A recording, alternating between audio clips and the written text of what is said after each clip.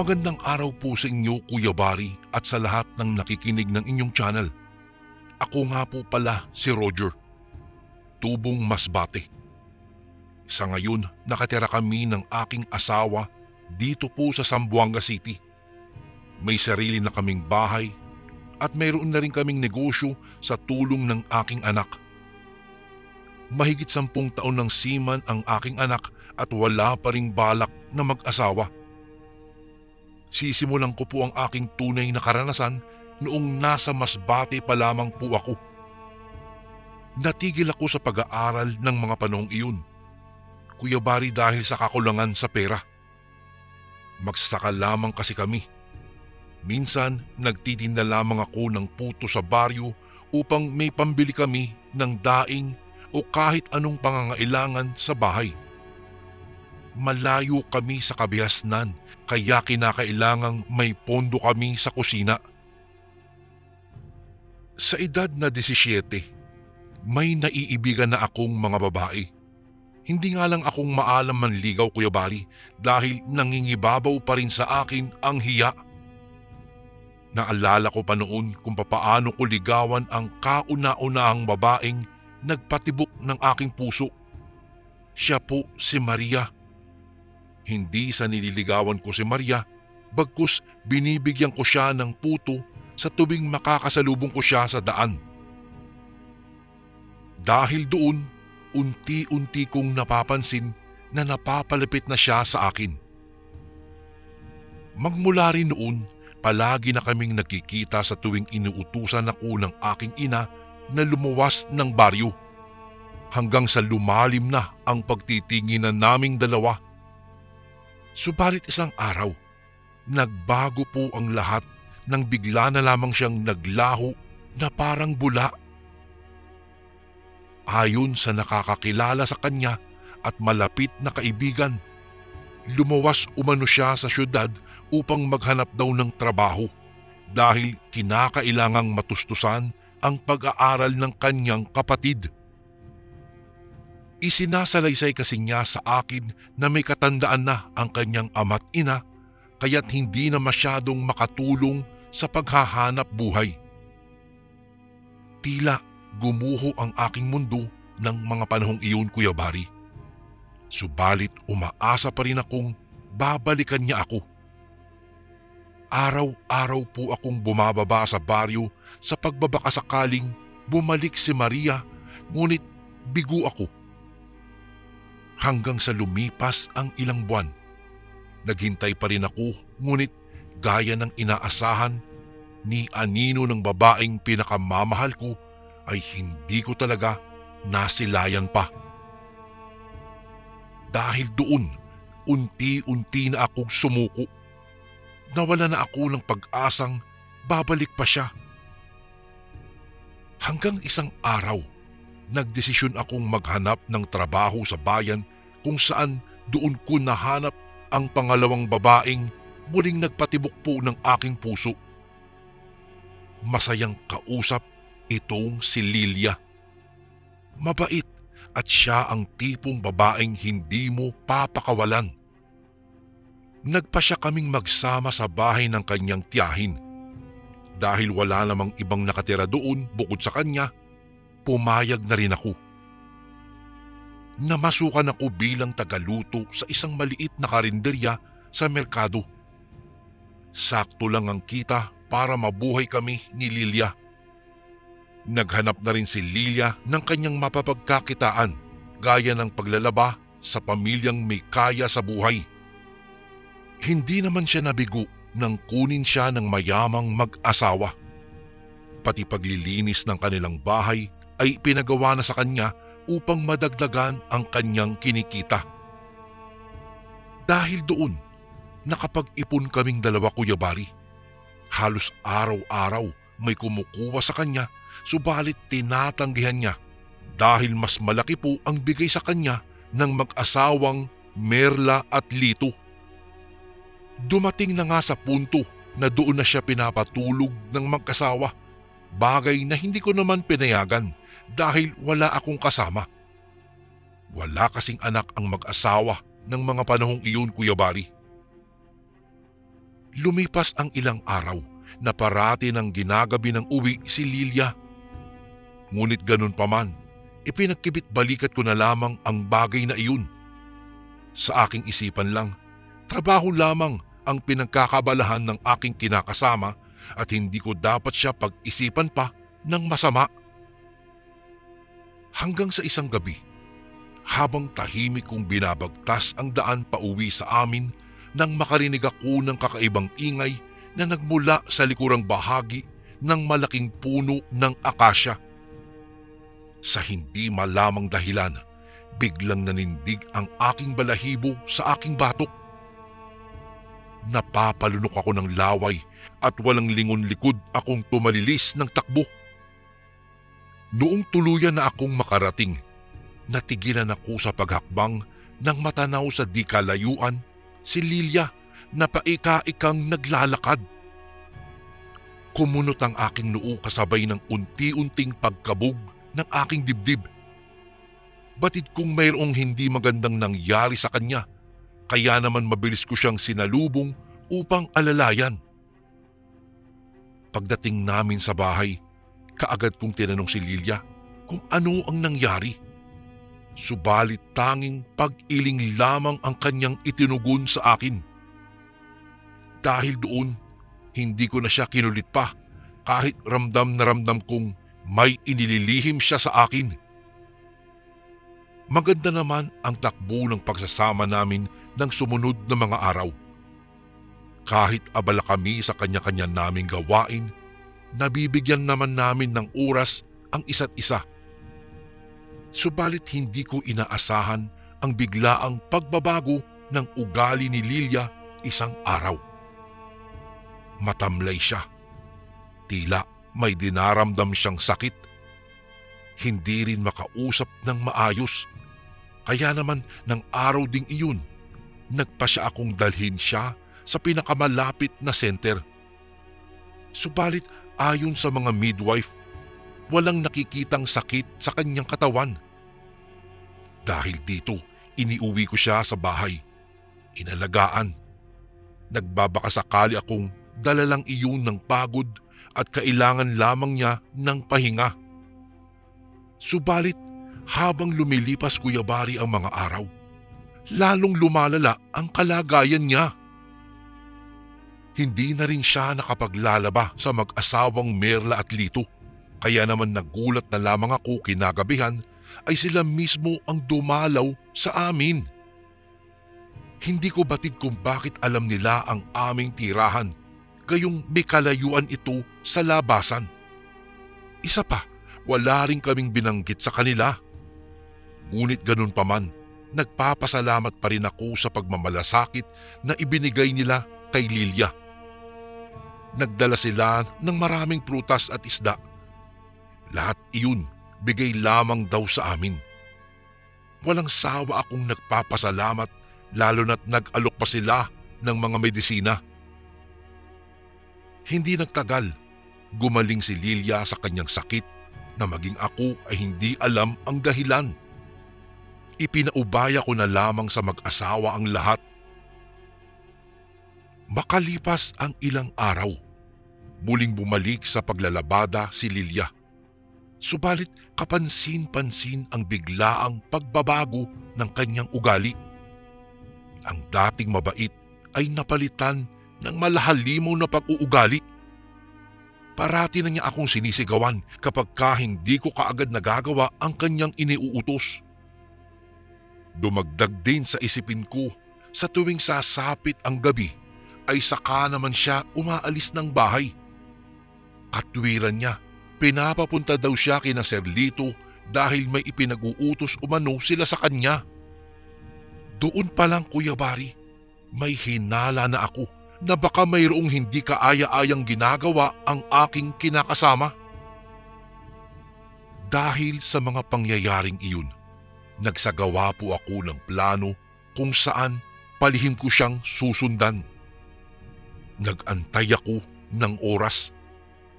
Pagsapit nga ng gabi, nagkunwari na akong tulog nang mapansin kong gumalaw ang aming higaan, tanda na tumayo siya.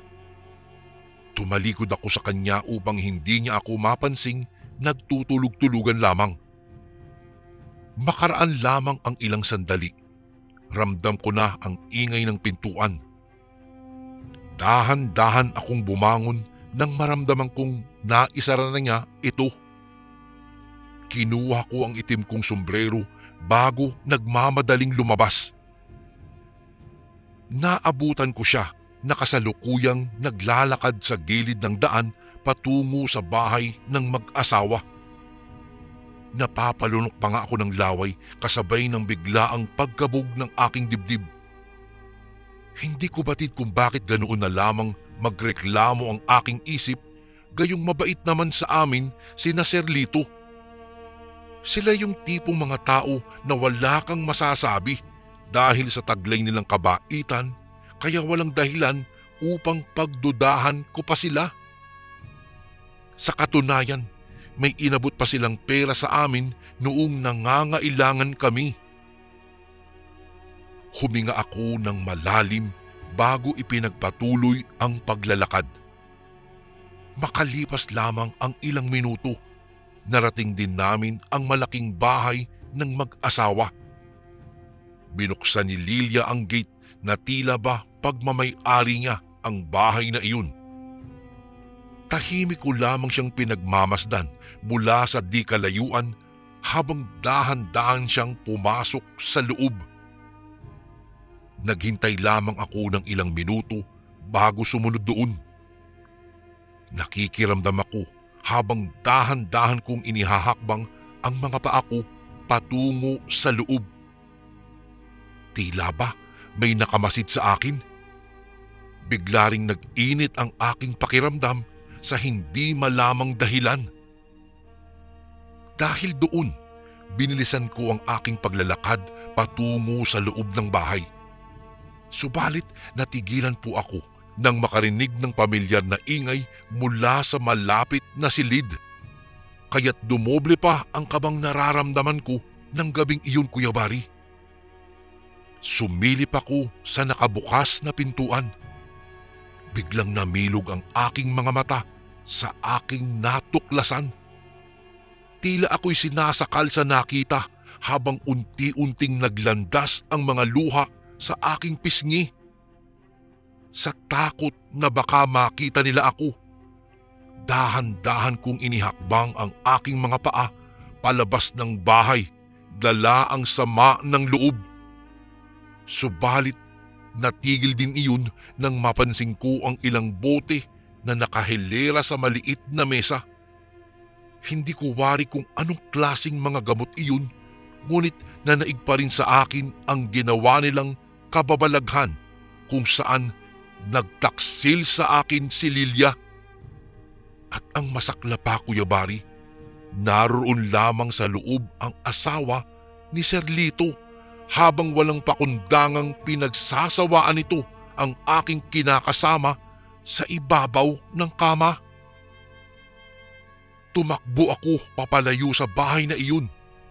Pakiwari ko talaga ng mga oras na iyon ay para akong pinaslang dahil sa sobrang sakit. May kapalit pala ang lahat-lahat na ibinigay nilang tulong sa amin.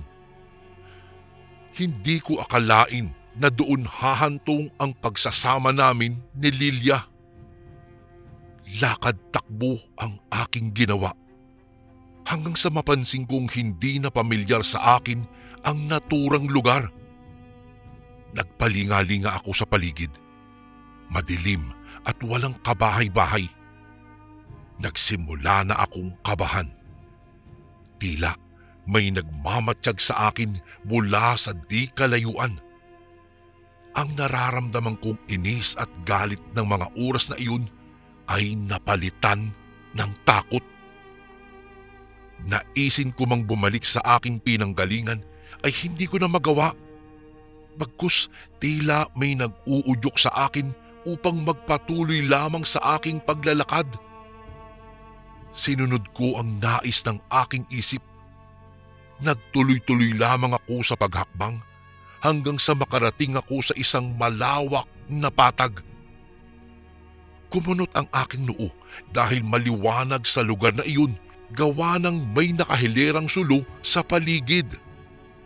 Sa aking tansya, Kuya Bari, sinadyang ilagay ang mga ito roon. Pinasadahan ko ng tingin ang buong paligid. Namangha ako nang makita ang naglalakihang mga kawali at sandok sa isang malaking mesa. Batid kong may salo-salo sa lugar na iyon. Kuya Bari, subalit labis din ang aking pagtataka dahil walang katao-tao roon maliban sa akin. Hindi ko alam kung magpapatuloy ba ako o babalik sa aking pinanggalingan. Ngunit huminga muna ako ng malalim bago nagpa siyang magpatuloy. Subalit laking gulat ko na lamang nang makarinig ng malalakas na kaluskos sa unahang bahagi. Naghahalo ang laman ng aking isip ng mga oras na iyon. Kaya sa halip na bumalik sa pinanggalingan, ay sinalubong ko ang nasabing ingay, bagay na labis kong pinagsisisihan. Sinalubong ako ng ilang kalalakihan na may kanya-kanyang hawak na mga itak. Matalim ang tinging ipinukol nila sa akin na siyang nagbigay sa akin ng matinding kilabot. Nanindig ang aking mga balahibo sa katawan, lalo na nang unti-unti nilang inihakbang ang kanilang mga paa patungo sa aking kinatatayuan. Dahil sa takot, walang sabi-sabing kumaripas ako ng takbo pabalik sa aking pinanggalingan. Hindi ko batid kung saang parte ako nagsusuot, matakasan ko lamang sila. Sa tansya ko po, nasa 6 sila at malalaki ang kanilang pangangatawan. Tumigil ako sa pagtakbo nang mapansin kong wala nang nakasunod sa akin. Marahas akong bumuntong hininga bago nagpa siyang bumalik sa bahay. Buo na ang aking pasya. Bumalik ako roon na tila walang nangyari. Pagdating ko po roon, nagkunwari akong walang alam sa nangyari. Nagulat si Lilia. Nagtanong kung bakit ako naroroon. Ngunit nagdahilan na lamang ako. Nasabi kong may masama akong panaginip at gusto ko lamang makita siyang buhay. Nagsinungaling na lamang ako kahit kating-kati na akong sampalin siya. Magmula noon, Kuya Bari, mas malamig pa sa yelo ang pakikitungo ko kay Lilia. Naroon na yung sinisigawan ko na siya. Madaling araw na akong umuwi galing sa trabaho, bagay na lalo niyang ikinagalit. Sa halip na matakot, lalo ko lamang siyang iniinis. Nung sumunod na araw, umaga na ako umuwi ng bahay. Natuto na rin akong magsugal. Sumasama kahit kanino, maibsan lamang ang aking nararamdamang galit. Bigla na lamang nawala ang hiya sa aking katawan ng panahong iyon, Kuya Bari. Batid kong lahat ng iyon ay dahil sa ginawang pagtataksil sa akin ni Lilia. Isang araw, habang tulala akong nakaupo sa bakanting upuan, lumapit sa akin ang isa sa kasamahan ko sa trabaho, si Almer. Matagal na siya sa pinapasukan kong karinderya, kaya kilala na siya halos ng mga customer. May napansin lang ako kay Almer. Parati siyang balisa. Tila may malalim siyang pinagdadaanan. Tinanong niya ako kung nais ko bang sumama sa kanya. May pista raw sa kanila. Hindi na ako nagdalawang isip pa. Upang maibsan ang sama ng loob, sumama ako sa kanya kinabukasan nun. Hindi na ako nagdala pa ng damit dahil pahihiramin naman daw ako ni Almer. Sinadya ko ring umalis ng bahay nang wala roon si Lilia upang hindi niya ako makita. Habang nasa daan, palaisipan pa rin sa akin kung bakit nagawa sa akin ni Lilia ang bagay na iyon. Batid kung hindi naman ako nagkulang, ngunit bakit nagawa pa rin niyang magtaksil? Kinuha ko ang pagkakataong iyon upang magpakalayo-layo. Sa tuwing makikita ko ang pagmumukha niya, Maaalala ko lamang ang kababuyang ginawa nila sa ibabaw ng kama. Lumipas ang 2 oras. Huminto kami sa isang tahimik na lugar. Napakunot ang aking noo dahil kabaliktaran iyon sa sinabi ni Almer. Tila patay ang pinuntahan ko at hindi piyesta. Nagdadalawang isip tuloy ako kung tama bang sumama ako sa kanya. May 3 lalaking tila nakaabang sa amin mula sa di kalayuan. Tinanong ko si Almer, ngunit tanging iling lamang ang nakuha kong tugon. Mangilan-ngilan lang din ang nakatirik na bahay sa lugar na iyon. Maya-maya'y dinala ako ni Almer sa isang malaking bahay. Namangha ako dahil maganda ang pagkakagawa ng bahay kahit gawa lamang sa kawayan ang sahig. Niyaya akong pumasok ni Almer sa isang silid kung saan maliit lamang ang bintana. Nagtataka ako dahil amoy kanal ang loob at maraming gamit na nagkalat.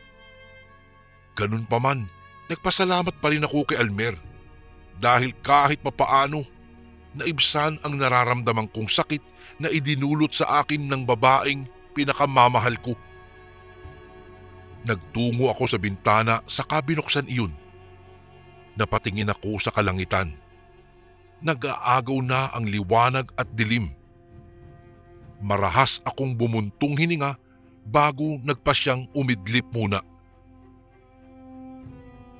Nagising ako sa kalagitnaan ng aking pagtulog dahil sa kakaibang ingay na nagmula sa labas ng bahay. Kinusot-kusot ko ang aking mga mata, saka nagpasyang bumangon. Subalit natigilan ako nang makarinig ng sunod-sunod na kaluskos sa likurang bahagi ng bahay.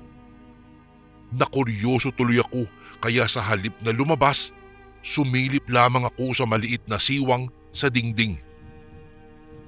Nanlaki ang aking mga mata sa aking nakita. Naglalakihang mga kawali at kaldero na nakalatag sa lupa, habang mangilan-ngilan din ang mga sulo na nakahilera sa nakatayong mga kahoy na sa tansya ko po ay sinadya pang itayo doon. Binundol ng matinding kaba ang aking dibdib nang maalala ang napuntahan kong lugar noong nasilayan ko ang pagtataksil sa akin ni Lilia. Muli akong sumilip. Maraming mga tao ang tila nakabantay sa paligid. Sa isang gilid kung saan sa tabi noon ay may malaking bato. Doon, naroroon nakatayo si Almer. Tila may inuutos siya sa mga taong malapit lang sa kanya. Napalunok tuloy ako ng laway. Napaisip ako, ano ba ito? Ano ang nangyayari sa paligid? Parang tila kakaiba. Biglang sumagi na lamang sa isip ko na katapusan ko na ba ito? Katapusan ko na kung hindi ako aalis doon. Huminga ako ng malalim bago nag-isip ng paraan. Ramdam na ramdam ko kasi Kuya Bari na mayroong mali sa lugar na napuntahan ko. Nadali ako ni Almer. Kasinungalingan lamang ang ipinakita niyang kabaitan sa akin. Kaya bago pa ako gawing hapunan ng mga taong nandoon, nagpasya na akong tumakas sa lugar na iyon. Alam na alam kong hindi normal ang mga taong naroroon. Sila ay mga aswang. Naghanap ako ng madadaanan. Nag-isip ako ng paraan upang makatakas sa delikadong lugar na iyon. Nagpasya akong dumaan sa maliit na bintana kung saan sa ibaba noon ay diretso sa bangin. Pumikit ako sa isiping matatakasan ko nga sila, ngunit panganib pa rin ang sasalubong sa akin sa ibaba. Ipinilig ko ang ulo saka nagdesisyong pumatong sa itaas ng bintana. Subalit naudlot iyon nang mahagip ng aking paningin ang mag-asawang Lito at Merla. Lalong binundol ng matinding kaba ang aking dibdib ng mga oras na iyon, Kuya Bari. Nanlumo ako sa isiping baka isa na si Lilia sa kanila. Sa puntong iyon, buo na ang aking hinala na aswang ang nakatira sa lugar na iyon. Ilang saglit pa, narinig kong sumigaw ang isa sa kanila na sa tansya ko po ay pinuno ng grupo. Tila may pinapahanap silang nawawala. Lalong lumakas ang kabog ng aking dibdib nang mapansin kong sa bahay na kinaroroonan ko sila lahat nakatingin. Kaya naman wala na akong sinayang na oras. Akmang aakyat na sana ako nang makaramdam ako ng kamay sa aking balikat. Dahan-dahan kong nilingon ang pagmamay-ari nun. Nagtagis ang aking bagang nang mapagsino ito, si Almer. Nakangisi siya habang may hawak na 2x2. Nang mga oras na iyon, Kuya Bari, ay batid kong para sa akin ang kanyang hawak-hawak, kaya bago pa man niya ako tuluyang masapol ay inunahan ko na siya. Sinipa ko si Almer sa tuhod dahilan sa kanyang pagkatumba sa sahig. Dahil doon, kinuha ko ang pagkakataong iyon upang makatakas na. Tumalon ako sa bintana at diretso sa bangin kahit batid kong walang kasiguraduhan kung mabubuhay pa ako o hindi. Bahala na, basta ang alam ko sa mga oras na iyon ay matatakasan ko ang mga halimaw na nakatira sa lugar na iyon. Pumikit ako habang nasa kawalan. Iniisip ko na himala na lamang kung mabubuhay pa ako. Dahil bukod sa mataas, batid kong malalim din ang bangin na iyon. Hanggang sa maramdaman kong nasa ilalim na ako ng tubig. Dahil doon ay mabilis kong iminulat ang aking mga mata. Ikinawag-kawag ko ang aking mga kamay, makalangoy lamang paitaas. Noong marating ko ang ibabaw, nakahinga ako ng maluwag nang masilayan ko ang malawak na sapa. Mabuti na lamang at walang bato sa tapat kung saan ako nahulog. Dahan-dahan akong lumangoy sa gilid at dali-dali akong umahon sa tubig, saka ako naghanap ng daan para makalayo na sa lugar na iyon. Nanginginig ako habang binabaybay ko ang daang madilim. Kinakapa ko ang bawat sulok na aking dinadaanan. Hanggang sa makarating ako sa isang pamilyar na lugar. Nakarating ako sa isang highway kung saan alam ko na kung papaano ako makakauwi. Madaling araw na nang makarating ako sa amin, Kuya Bari. Wala na roon ng aking kinakasama. Iniwan na ako ayon sa mga nakakita. Dala-dala umano ang di kalakihang bag sa kapaika-ikang naglakad na tila hangin lamang na dumaan sa kanilang harapan. Tuluyan na akong iniwanan pagkatapos akong pagtaksilan. Sa aking isip, mas mainam na iyon ang nangyari kaysa patuloy lamang niya akong pagtaksilan. Mula ng gabing iyon, hindi ko na nabalitaan pa ang mag-asawang Merla at Lito. Tuluyan na silang umalis sa kanilang bahay. Ayon sa nakakilala sa kanila, lahi umano sila ng mga aswang. Dahil doon, hinala ko, baka nahawahan si Lilia sa pagiging aswang nila. Subalit palaisipan pa rin sa akin kung bakit hinayaan lamang ni Merla na pagtaksilan siya ng kanyang asawa. Ngunit naisip ko na lamang, baka hindi nagkakaanak si Merla, kaya si Lilia ang naisipan nilang magluluwal ng kanilang supling. Maging ako, Kuya Bari, ay biktima pa sana nila kung hindi lang ako nakatakas sa kanilang mga kamay kung saan ako lang pala ang bisita sa pistang iyon at kamuntik pa akong gawing panghanda. Hindi ko rin maintindihan, Kuya Bari. Lahat ata ng ginawan ko ng kabutihan ay bumaliktad sa akin. Ano ba ang nagawa ko? Magmula ng pangyayaring iyon, nagpasya akong magpakalayo-layo at sa kabutihang palad sa siyudad ng Zamboanga City ako napadpad.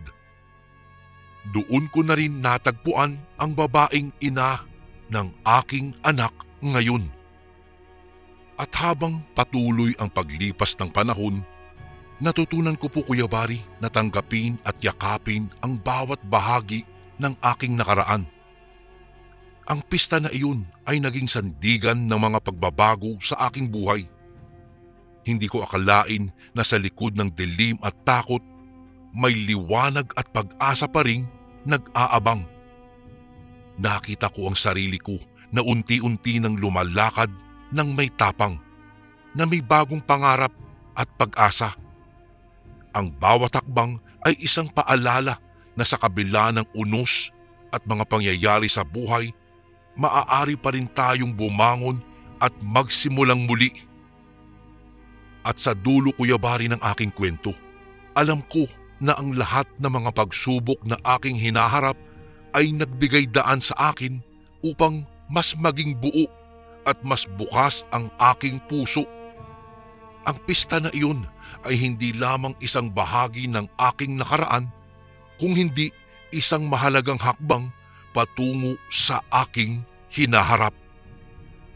Kuya Bari, dito ko na po tatapusin ang kwentong hinding-hindi ko na malilimutan sa tanang buhay ko. Maraming salamat po kung sakaling mabasa niyo po ito sa mga darating na araw. God bless po sa lahat ng kasundong nakikinig ngayon, and more power po sa inyong channel. Lubos na gumagalang, Roger.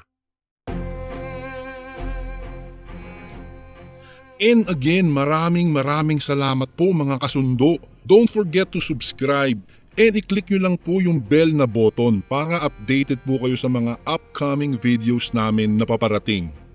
Maraming salamat po ulit. God bless and ingat po lagi dyan. Ito po si Kuya Bari at ako ang Sundo.